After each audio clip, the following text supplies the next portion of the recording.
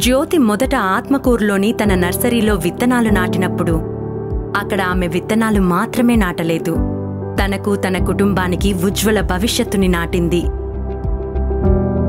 ఒంటరి తల్లిగా జ్యోతి జీవితం అంత సులభం కాదు.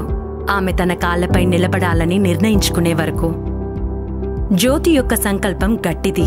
సమయానుకూలంగా ఆమెకు ఆర్డిటి ద్వారా లభించిన మద్దతుతో ఆమె నర్సరీని ఏర్పాటు చేయగలిగింది. నర్సరీపై వచ్చిన ఆదాయంతో ఆమె కుటుంబానికి మద్దతునిచ్చే సంపాదనను సంపాదించి ఆత్మగౌరవంతో జీవిస్తుంది. ఈ నర్సరీ వ్యాపారం వల్ల నా పిల్లలను బాగా చదివించుకుంటూ నా కుటుంబాన్ని పోషించుకుంటున్నాను. మేము కూలి పనికి పోయే వాళ్ళము.